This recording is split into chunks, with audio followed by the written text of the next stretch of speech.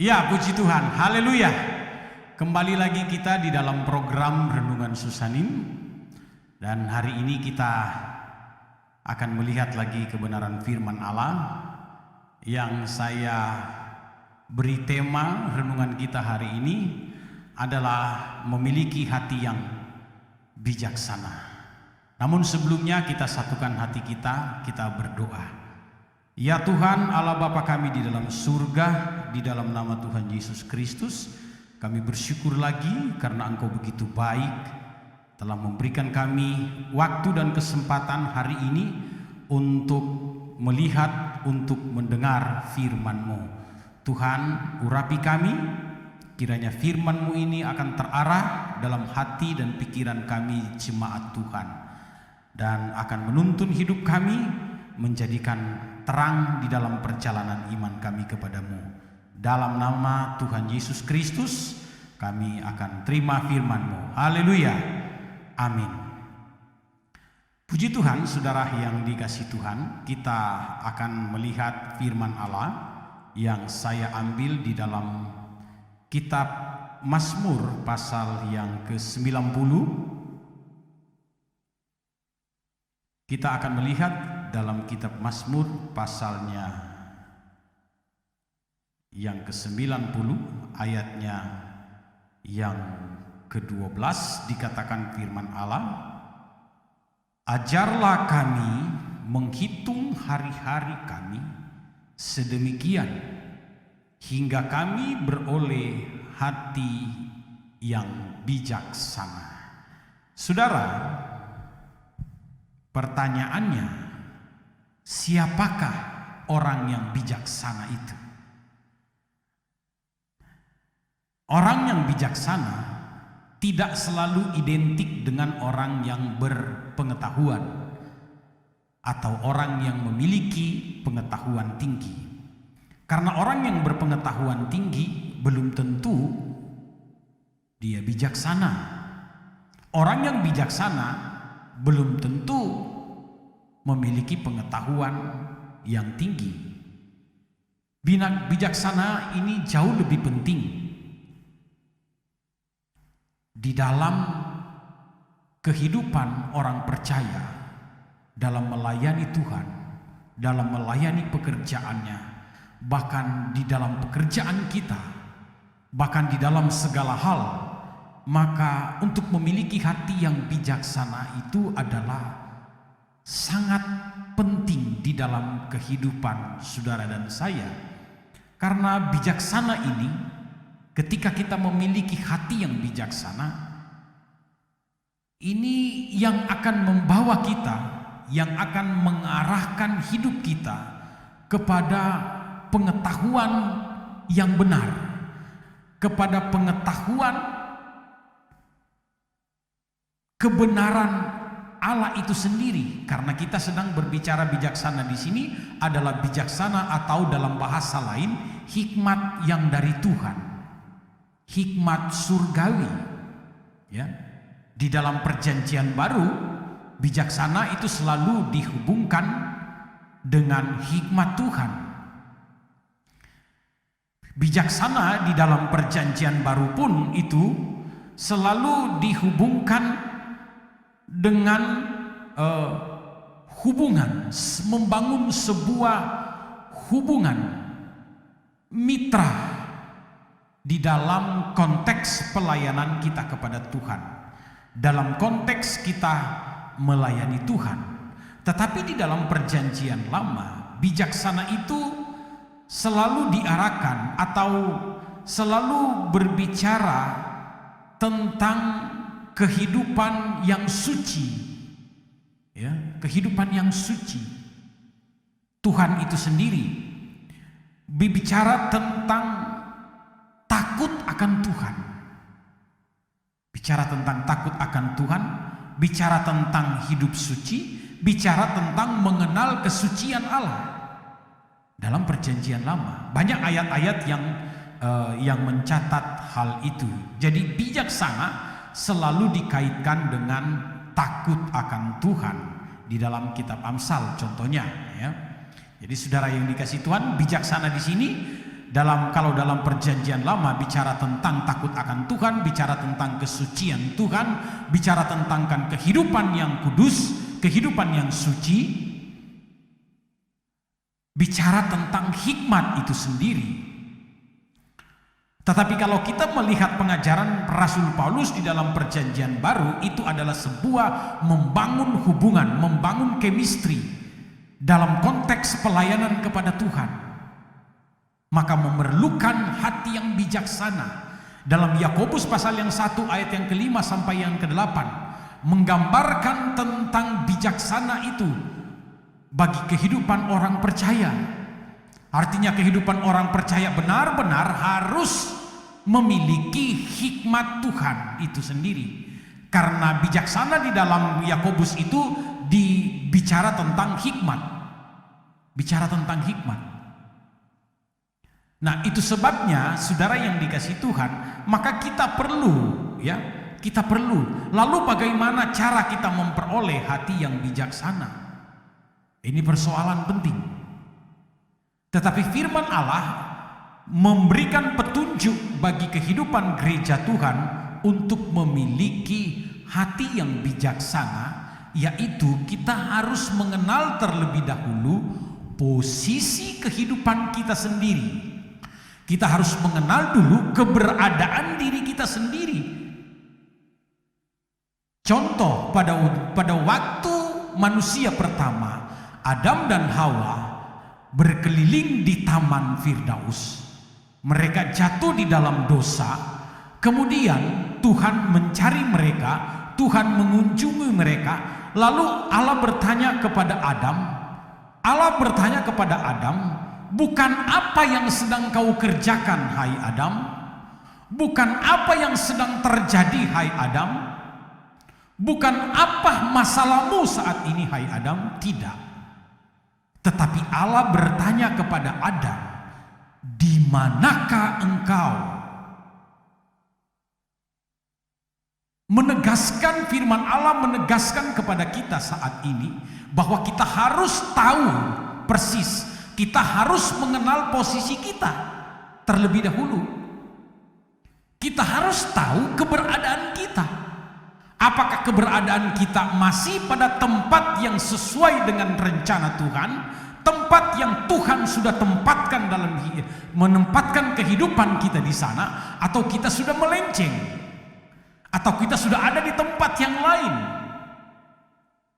Saudara bisa bayangkan kalau kita mengutus orang ke satu tempat, ke sasaran yang benar, kemudian ternyata orang itu berada di tempat yang lain, dia tidak datang kepada tempat yang kita tunjuk untuk menyampaikan sebuah message, sebuah pesan, tetapi dia ada di tempat yang lain. Bagaimana perasaan hati kita? Bermacam-macam. Muncul pertanyaan dalam hati kita, di mana dia?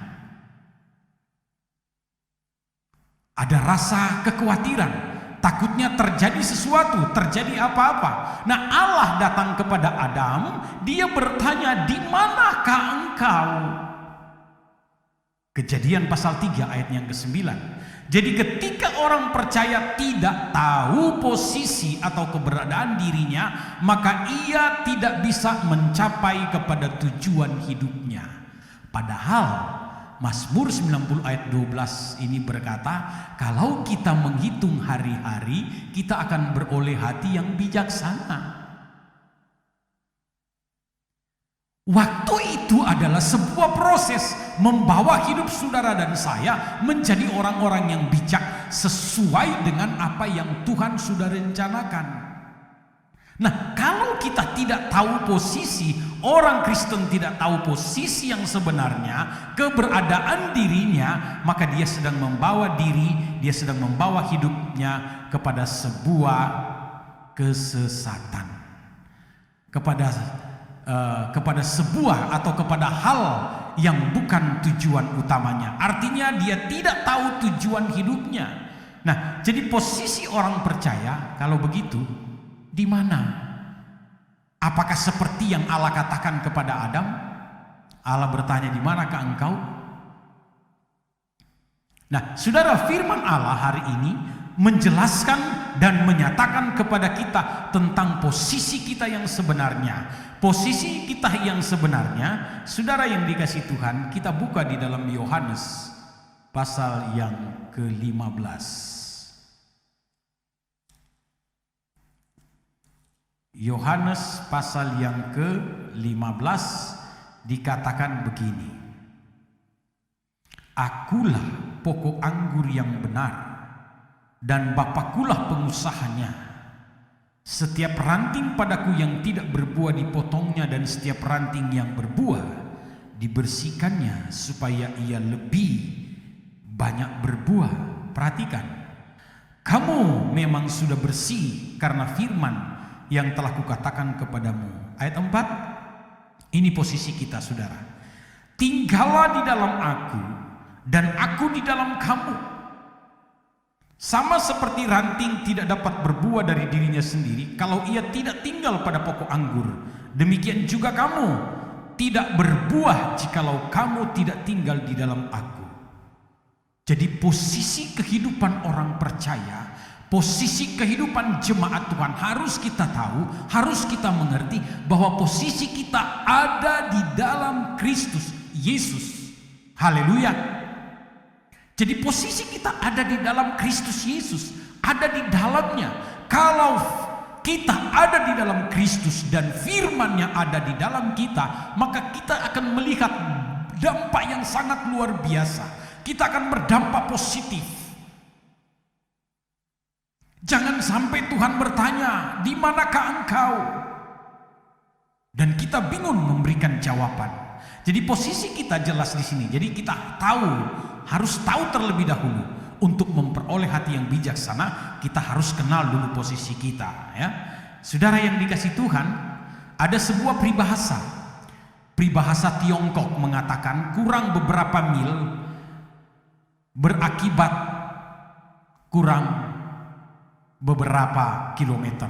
Nah, artinya kalau kita tidak hati-hati, perbedaan 1 mil saja itu hasilnya akan sangat berbeda. Yang kedua, mengenal Tuhan.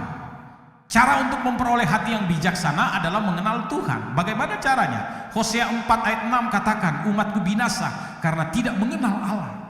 Berarti ini dalam hal ini kita orang percaya diarahkan untuk mengenal Tuhan. Efesus 4 ayat yang ke-13, biarlah kita mencapai ke sana untuk mengenal Allah yang benar, dalam pengenalan akan anak Allah, tentang Allah yang benar dan tentang kebenaran. Yang ketiga, saudara yang dikasihi Tuhan, cara untuk memperoleh hati yang bijaksana adalah menjadi takut akan Tuhan. Kitab Amsal pasal 1 ayat 7. Jadi hikmat bijaksana dalam kitab Amsal.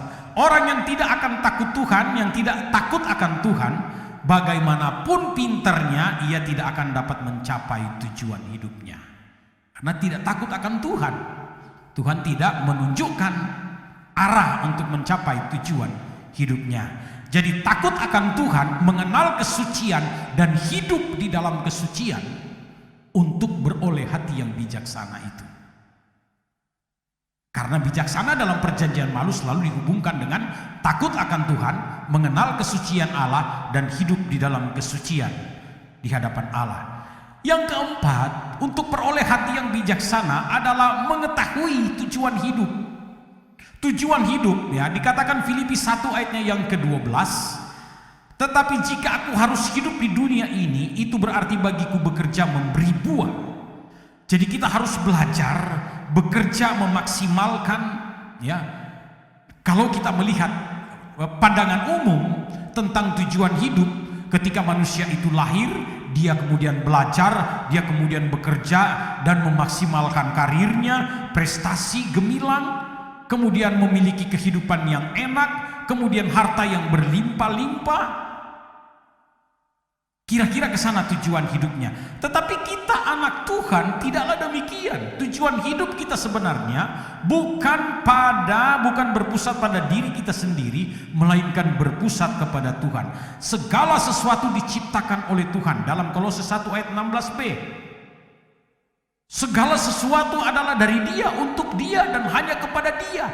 Itulah tujuan hidup saudara dan saya. Jadi kalau kita ingin memiliki hati yang bijaksana, kita harus kenal 4 poin ini ya. Itu sebabnya saudara, mari saya mau ajak kita semua untuk melihat, memperhatikan apa yang dikatakan oleh firman Allah pada hari ini. Demikian, puji Tuhan, haleluya. Kita datang kepada Tuhan, kita berdoa. Kami mengucap syukur dan berterima kasih kepadamu Tuhan, karena Engkau begitu baik. Kiranya Engkau tanamkan firman Allah ini dalam hati dan pikiran kami. Kami dapat membawa hidup kami dan mengenal tujuan hidup kami yang sebenarnya di dalam Engkau. Kami berdoa untuk ya Tuhan, jemaat Tuhan, kiranya Tuhan tolong memberkati mereka dalam segala usaha, pekerjaan dan pelayanan mereka, dan Tuhan memberikan kekuatan dan kesehatan dalam hidup mereka. Tuhan menaungi dan melindungi mereka ya Tuhan. Tuhan menjamin segala kenyamanan, memberikan sukacita dan damai sejahtera.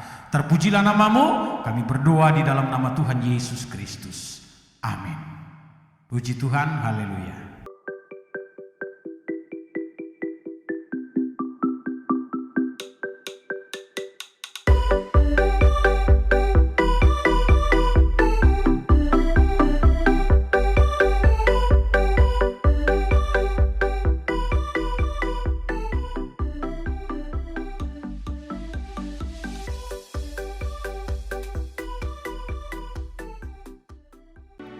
Gerejaku adalah rumahku.